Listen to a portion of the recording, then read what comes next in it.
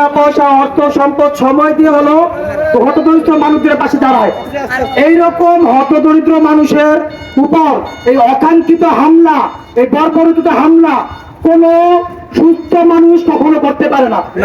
এরকম অসুস্থ মানুষ বিদায় সেই রকম নির্মল হামলা চালিয়েছে। একটা নেশাখোর মানুষ বাদে এরকম হামলা করা মানুষের পক্ষে মানুষকে সম্ভব না। ওই নেশাখোরের বিচার, ওই সন্ত্রাসীদের বিচার আগামী 24 ঘন্টার ভিতরে যদি গোপালদীর পৌরসভার মাটিতে না করা হয়, আমরা গোপালদীর পৌরসভাবাসী আপনাদেরকে হুঁশিয়ারি দিয়ে বলে দিয়ে গেলাম 24 ঘন্টা পর আমরা গোপালদীর রণক্ষেত্র হিসেবে পরিণত হব। একজন জনবান্ধব নেতা, একজন জনবান্ধব সংগঠন আমাদের ভাই জয়নুল ভাই। এই জয়নুল ভাইকে এই নির্মল হামলার বিচার অতি দ্রুত গোপালদীর মাটিতে করতে হবে ইনশাল্লাহ। আমরা বিচারের পক্ষে আছি না? আমরা সন্ত্রাসীদের গোপালদীতে আটকাতে পারবো না? ওই সব দান্দাবাজদের আটকাতে পারবো না?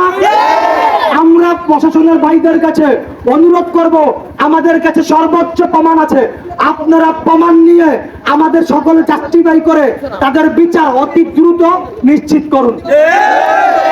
সকলকে ধন্যবাদ। অনেক সময় হয়ে গেছে, আমাদের মাননীয় ওসি সাহেব দাঁড়িয়ে রয়েছে, আমরা মনে হয় এখানে শেষ করে দিলে ভালো হয়।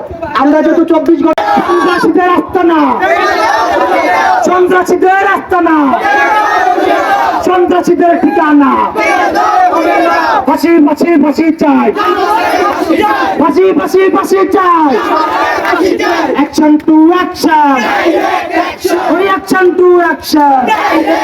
ধন্যবাদ সবাইকে। আগামী 24 ঘন্টার জন্য অবস্থা করি।